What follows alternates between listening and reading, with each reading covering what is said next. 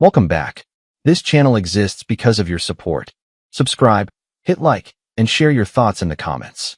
Now let's get into the story. Wednesday evening, I was catching up on work emails when my phone started ringing. Whitney's name appeared on the screen. She'd gone to Kelly's place for the monthly girls' night 3 houses down the street, and I assumed she was calling because she'd forgotten something or needed me to run an errand. "Hey, what's going on?" I answered. Before she could respond, I heard wine-fueled laughter in the background. Then her voice came through, loud and theatrical. Ladies, quiet down. I'm about to do something I should have done a long time ago." That's when I realized I was on speakerphone. The laughter died down, and I could practically feel a room full of women leaning in to listen. "Ryan, honey," she said, drawing out each word like she was performing on stage. "This marriage is finished. We're breaking things off. It's over for good." The silence on both ends was deafening. Then came the gasps and reactions from her audience. Someone whispered loud enough for me to hear, "Is she serious right now?" I sat there for a moment, processing what had just happened. My wife of 7 years had just ended our marriage like it was entertainment for her friends. This wasn't the first time she'd used our relationship as material for social gatherings. I'd lost count of the dinner parties where I was the punchline, the husband who supposedly couldn't do anything right, according to her stories. But this was different. This was her publicly ending our marriage for sport. The room was waiting for my reaction. They probably expected me to beg or ask what was wrong. That's what she was counting on. Instead, I kept my voice calm. "Okay, all the best." And I hung up. The house felt completely quiet. I set my phone face down on the desk and stared at my laptop screen for about 60 seconds. Then something crystallized inside me.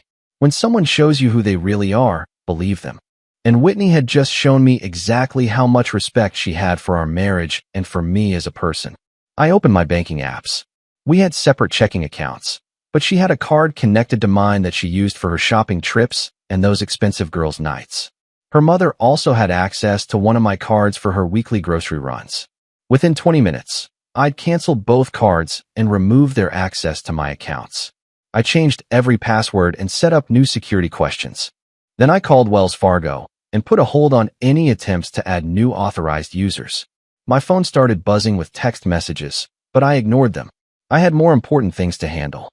I pulled up our joint streaming subscriptions one by one. Netflix first. I changed the password, deleted her profile with all her saved shows and preferences. Gone. Then Spotify, where she had dozens of playlists she'd spent hours curating. Changed the password, removed her account. Amazon Prime was next, along with Hulu and Disney+. Every service we'd shared, I methodically locked her out of. The premium cable package she'd insisted we absolutely needed for her reality TV marathons was costing us $180 a month. I called the cable company and downgraded to basic. The customer service rep seemed confused why I was calling this late, but I didn't care. I wanted it done tonight.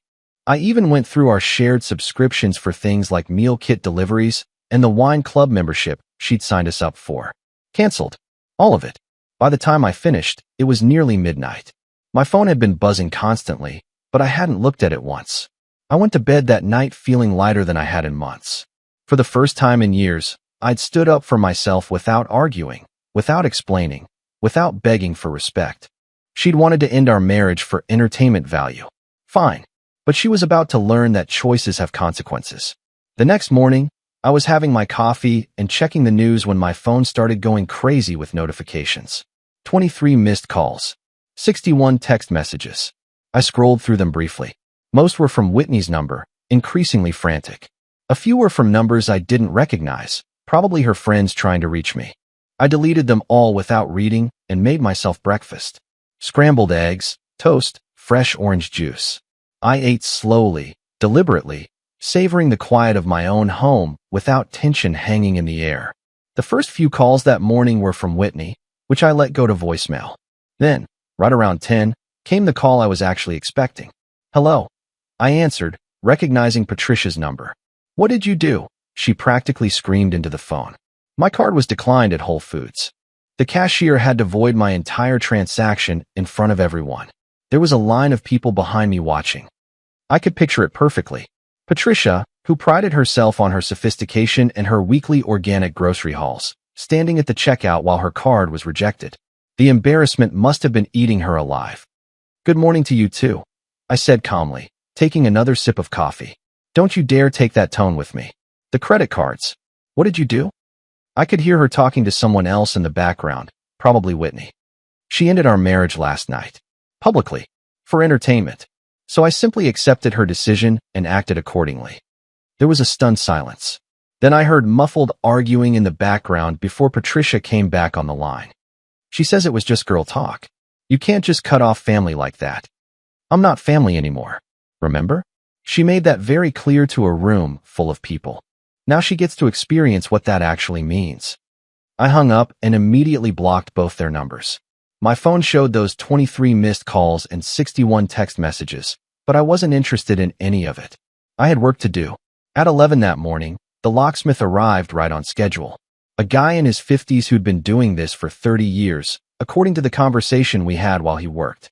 He didn't ask questions about why I needed my locks changed in the middle of the day on a Thursday, and I appreciated that.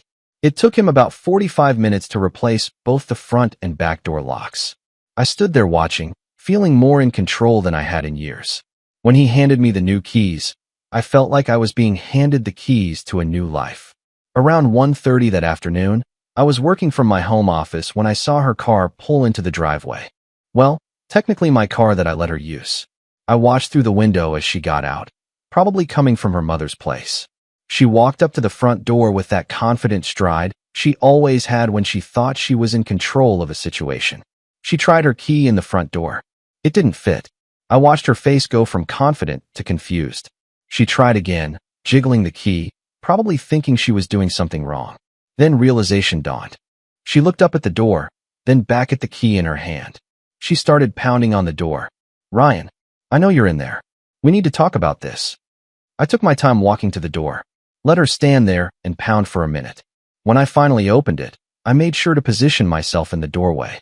I wasn't inviting her in, and my body language made that clear. She looked terrible. Her makeup was smudged from crying. Her hair was a mess, and she was wearing the same clothes from last night. The outfit she'd probably thought looked so good when she was getting ready for girls' night. Now it just looked wrinkled and sad. "What is wrong with you?" she demanded. "You've humiliated me in front of everyone." "I've humiliated you." I almost laughed. "You announced our divorce to a room full of people like it was a comedy show. You humiliated yourself." It wasn't serious. The girls were talking about their relationships, and things got heated. I just got caught up in the moment. "So our 7-year marriage is just something you get caught up about when you need material for your friends?" She tried to push past me into the house, but I stepped back and started closing the door. "You can't keep me out of my own home. This house is in my name. You wanted out of this marriage. You're out of everything that comes with it. But where am I supposed to go? My mother is furious with me. I can't afford my own place right now. Should have thought about that before your little performance last night." The tears started flowing, but they felt calculated. She'd used crying to manipulate me for years, and I wasn't falling for it anymore. "Please, just let me come inside so we can talk about this like adults." Adults don't publicly humiliate their spouses for laughs. We're way past talking. "But I love you."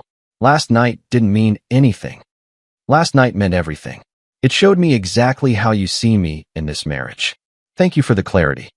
I started to close the door, but she jammed her foot in the way. "You're being ridiculous. Just because I said some things when I was drinking doesn't mean I want a divorce. You didn't just say some things.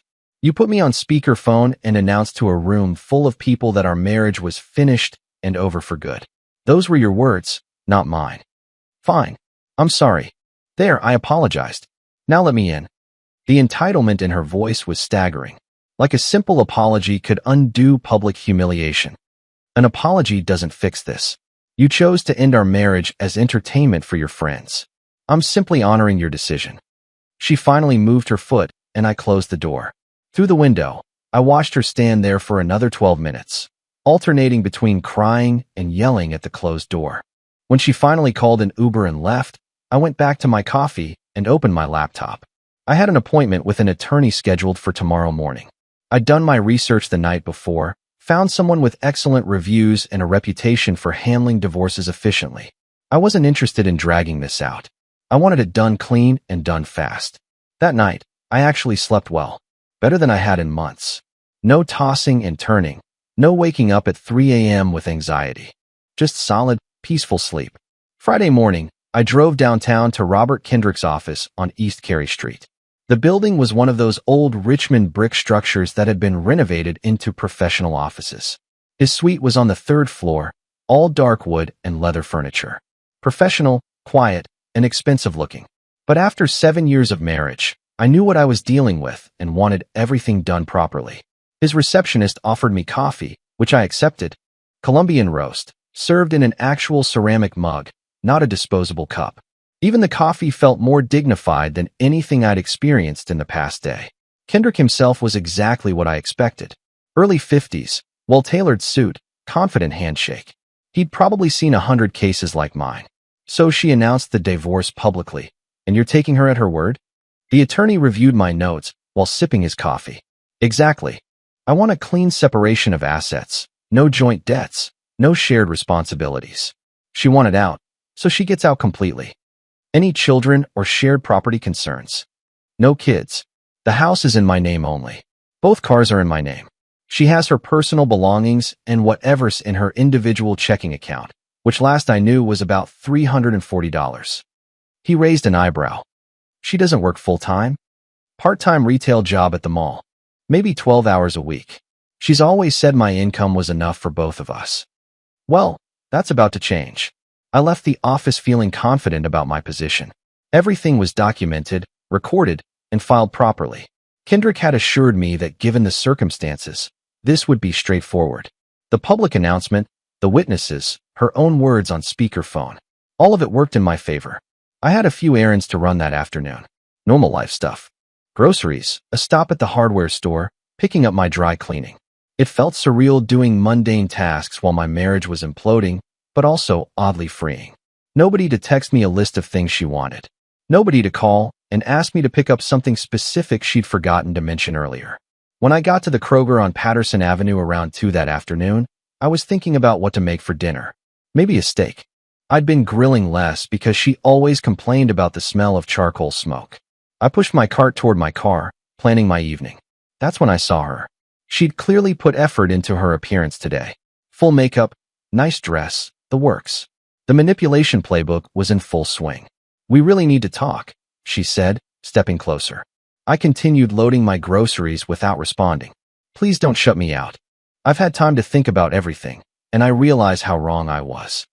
I met with my attorney this morning. Papers will be filed by end of business today. Her face went white. Attorney? You're actually serious about this? You said the marriage was finished and over for good. Why wouldn't I be serious? She reached out to touch my arm. Baby, I was drunk. The girls were being dramatic about their own problems, and I got swept up in it. I stepped back from her touch. So you're saying you only disrespect me when you're drinking with friends? That's supposed to make me feel better? That's not what I meant. Frustration crept into her voice. What did you mean then? I meant I wasn't thinking clearly. People say things they don't mean all the time. Not about their marriage. Not on speakerphone. Not for entertainment. The tears started again. Please don't throw away 7 years over one mistake. Marrying someone who treats me like a punchline for their friends was the mistake. Last night was just the wake-up call. Her tears stopped abruptly, replaced by anger. You're being completely unreasonable. It was one comment. One public, deliberate, witnessed announcement ending our marriage. With your friends cheering you on. I'm simply treating your words as genuine. I got in my car and started the engine. Where am I supposed to live? I can't afford anything on my salary. Should have considered that before breaking things off for laughs. I drove away, leaving her standing in the parking lot. That Friday evening, my phone rang from a number I didn't recognize. It was Brad, Whitney's brother-in-law. Man, what happened? She's been calling Jennifer nonstop, crying about how you've lost your mind. She announced our divorce publicly for entertainment. I took her seriously. Now she's upset that there are consequences. Wait, she actually said she wanted a divorce. Word for word. This marriage is finished. We're breaking things off. It's over for good. On speakerphone in front of witnesses. He was quiet for a moment. And now she's saying you're overreacting? That's the current story. Jesus. Jennifer's been feeling bad for her, but if that's what really happened, I have nothing to gain by lying about it. After that call, Whitney's sister stopped returning her messages. The family support she was counting on started evaporating as people heard the actual story. Sunday morning, I was having brunch alone at Pearlie's restaurant downtown. I'd chosen a table by the window, ordered the corned beef hash they're famous for, and was actually enjoying myself. Reading the news on my phone, sipping good coffee, no stress. The place was packed with the after-church crowd. Pearlie's always is on Sunday mornings. It's that kind of place where everyone in Richmond eventually runs into everyone else. I recognized a few people from our social circle scattered throughout the dining room, though no one had approached me yet. Word was probably starting to spread. I was reading an article about the local development plans when she walked in. The moment I saw her, I knew this wasn't a coincidence. She'd clearly planned this. She was dressed in her Sunday best, the kind of outfit she wore when she wanted to make an impression. Her hair and makeup were perfect. She scanned the restaurant like she was looking for someone, but I knew she'd already spotted me. This was all performance. "What a surprise seeing you here," she said as she approached my table, her voice pitched loud enough for the nearby tables to hear. Every word carefully projected. "Mind if I sit down?" I gestured to the empty chair. "It's a free country." She sat down and immediately launched into her performance. "I've been doing so much thinking these past few days, and I miss you terribly. I know we can fix this if we just try." Several people were already watching our table. She was banking on social pressure and public sentiment to force some kind of reconciliation scene. "Have you now?" I took a sip of my coffee and waited. "Yes. What happened that night was a huge mistake, and I've learned from it. I love you so much, and I don't want to throw away 7 years over one bad night." The tears started flowing right on cue. She was really putting on a show, probably hoping that public pressure would make me look like the bad guy if I didn't respond positively. I set down my coffee and looked directly at her. "Let me make sure I understand this correctly." My voice was calm but clear enough for anyone listening to hear. "You want to reconcile with the man whose marriage you publicly announced was finished and over for good? The man you broke things off with for entertainment value in front of a room full of witnesses?" Her face started to flush. This wasn't going the way she'd planned. "That was a mistake," she said, her voice getting smaller. "No, a mistake is forgetting to pick up milk at the store. What you did was make a deliberate choice to humiliate me for laughs. There's a difference." The restaurant had gotten noticeably quieter. People were definitely listening now. "Please, just give us another chance. I promise I'll never do anything like that again.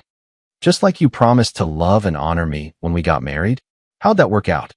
She looked around desperately, realizing that the public support she was counting on wasn't materializing. People weren't seeing a wronged woman begging for forgiveness. They were seeing someone who'd publicly destroyed her marriage and was now trying to manipulate her way back in. But I was drinking. People say things they don't mean when they're drinking. "So you're saying alcohol makes you disrespect me? That's supposed to reassure me?" She started crying harder, but it felt calculated and desperate. "Please don't do this to me. I can't survive without you. You should have thought about that before you decided our marriage was comedy material for your friends." I stood up and left money on the table for my meal.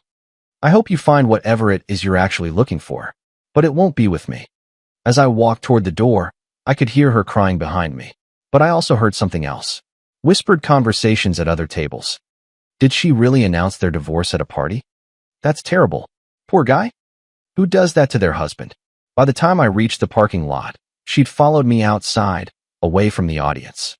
Her demeanor changed completely. "You bastard. You made me look like an idiot in there." "You made yourself look like an idiot. I just answered your questions honestly. Nobody's going to want anything to do with me after this. That's not my problem. You created this situation.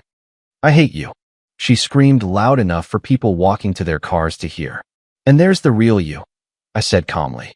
"The one who hates her husband when she doesn't get her way. I'm grateful I don't have to live with that anymore." I got in my car and drove away, leaving her standing in the parking lot. In trying to force a public reconciliation, she'd instead given me the perfect platform to set the record straight about what had actually happened. The following Tuesday, the divorce papers were served at her retail job at Short Pump Town Center. I wasn't there to see it, but in a town like Richmond, word travels fast. By that afternoon, I'd heard from 3 different people about how she'd been served while working, how she'd broken down crying right there in the store, how management had to send her home early. I felt a brief pang of something. Not quite guilt, but maybe acknowledgement that this was hard for her. But then I remembered that phone call, her theatrical voice, the laughter of her friends in the background. The pang disappeared. By the end of the week, people in our social circle knew the full story. And it wasn't the version she'd been trying to sell. I ran into Megan Foster at the Trader Joe's on West Broad Street the following Wednesday.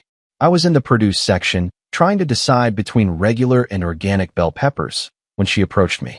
She looked hesitant, uncomfortable, like she wasn't sure if she should say anything. "Hey, I just wanted to say I'm sorry about what happened the other night at Kelly's house. That was really uncomfortable for everyone." I appreciate that. For what it's worth, most of us thought she went way too far. Nobody knew she was going to put you on speaker like that. But nobody stopped her either. She looked genuinely embarrassed. "You're right. We should have. It just happened so fast."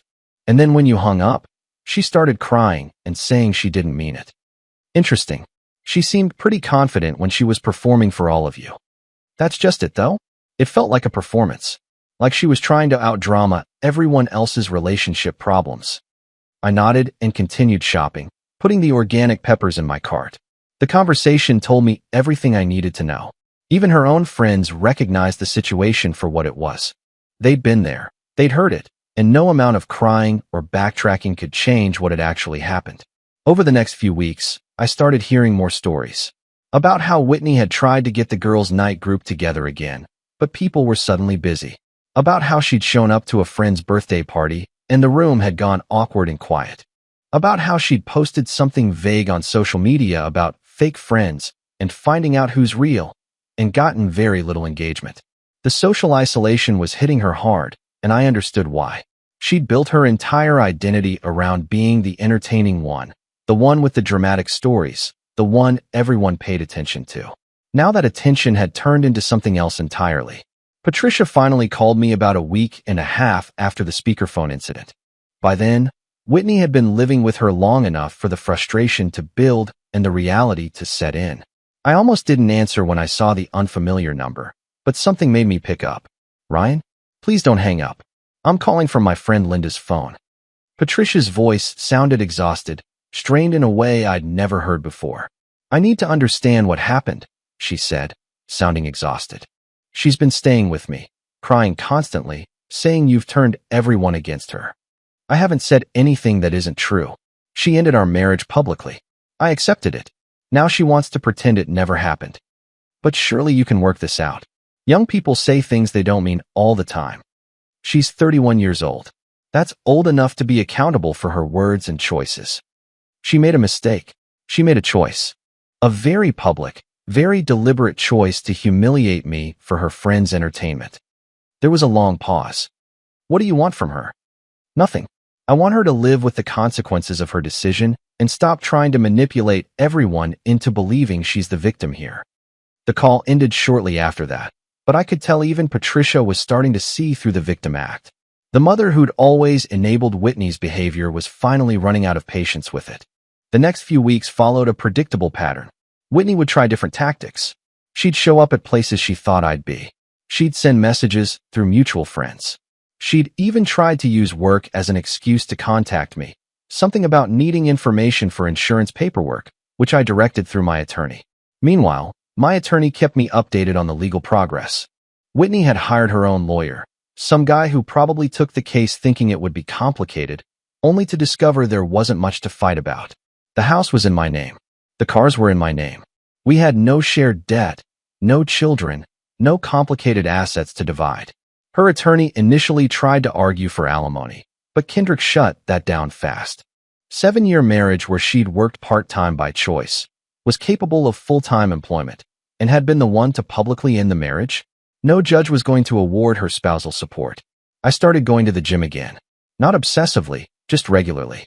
3, 4 times a week. Lift Total Fitness in Midlothian became part of my routine. I'd stopped going years ago because Whitney always complained about the time it took, said I was being selfish for spending evenings at the gym instead of home with her. Now I realized I'd been slowly giving up pieces of myself to keep peace in a marriage that was never peaceful anyway.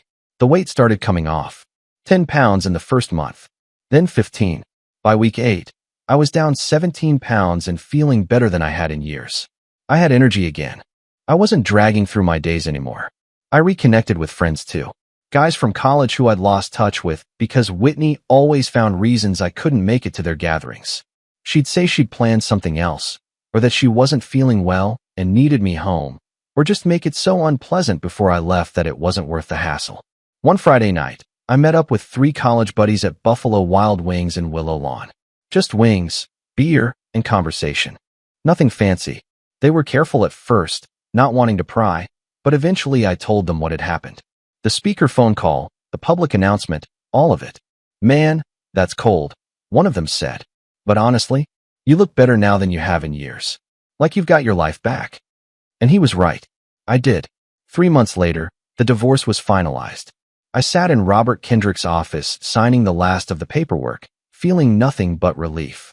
"Clean separation," he said, sliding the documents across his desk. "She gets her personal belongings and whatever was in her individual accounts. You keep the house, both vehicles, and all other assets. No alimony, no shared debts."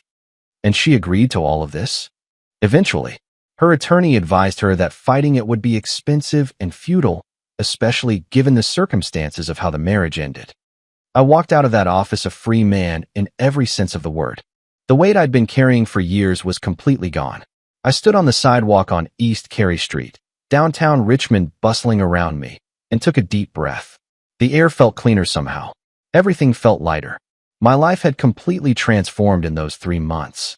I'd lost 18 pounds at the gym, started eating better, and was sleeping through the night for the first time in years. The constant tension that had become normal in my marriage, that baseline anxiety that I'd gotten so used to I didn't even recognize it anymore, was completely gone. The house felt different too. Peaceful.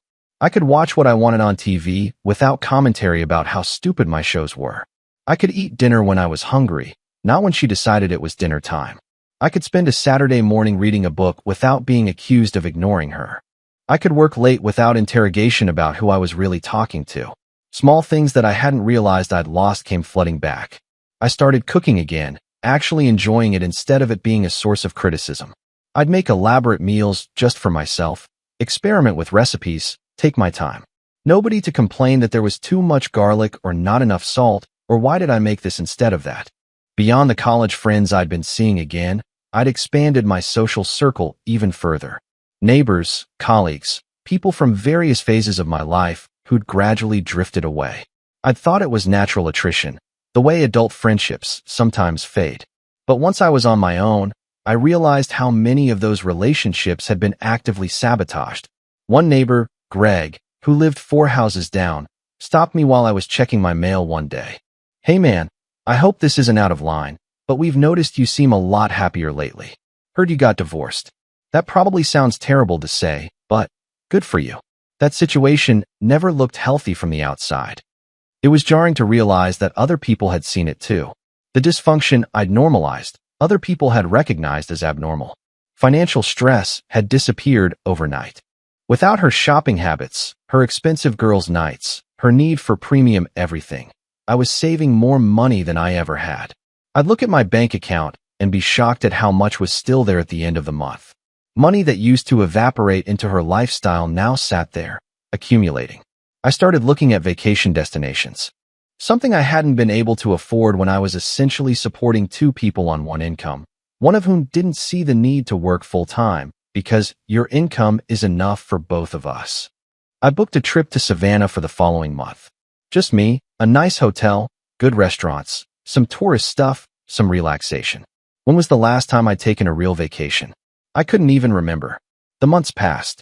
I heard occasional updates about Whitney through the Richmond grapevine.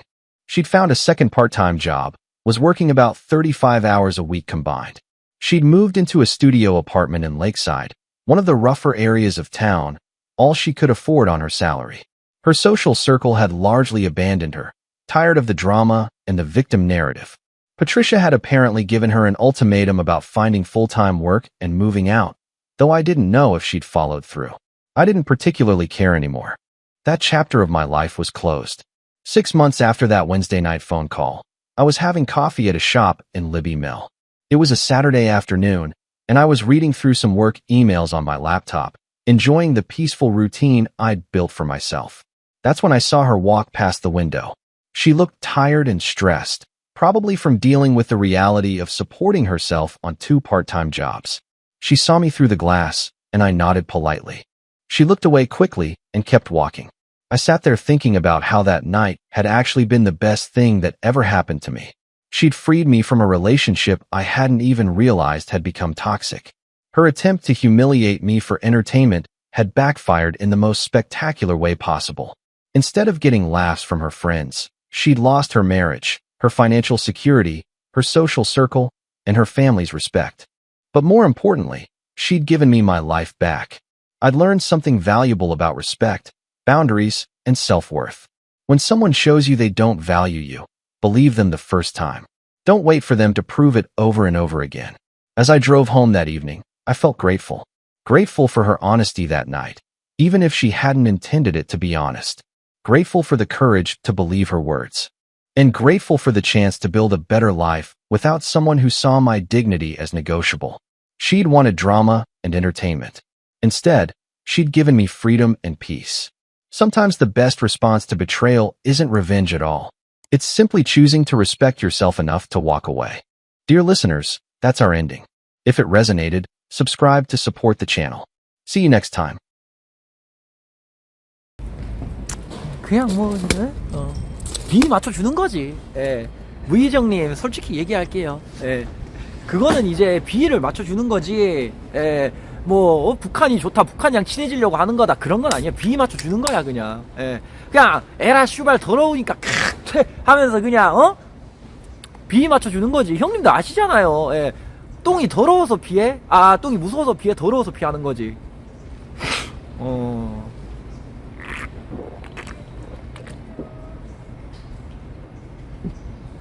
예, 맞아요. 우리가 한민족이면 뭐해? 어차피 분단 국가인데, 남남인데.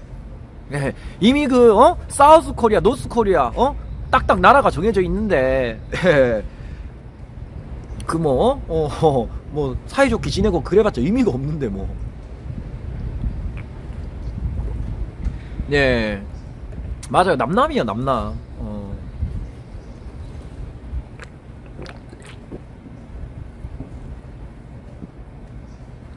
예, 뭐 이런 말 하면 그렇지만, 예, 자기네들은 뭐 조선인민공화국이라는, 예, 그런 족같은 호칭을 붙이지만 결국에는 남한 북한이잖아. 밍밍 사장님 별풍선 1개 감사합니다. 모리 안녕 잘 쉬다 왔노? 아, 예, 형님 안녕하세요. 예, 이제 이사 갈 거예요. 예, 좀 이제 이사 가서 좀 새로운 마음, 새로운 시작, 새로운 다짐으로 좀 이제, 예, 방송 좀 임하려고요. 예, 너무 내가 집에 막 얽매여 있고 막 그러다 보니까, 예, 안 될 것 같아. 예, 그냥 새로운 시작, 새로운 마음으로 좀 살아보려고요. 아이, 통일 안 된다니까. 통일하는 순간 슈발 김정은 그 새끼 그냥 이제 일반 평민 되는데, 예? 누가 좋아하겠어요. 예. 아, 예, 맞습니다.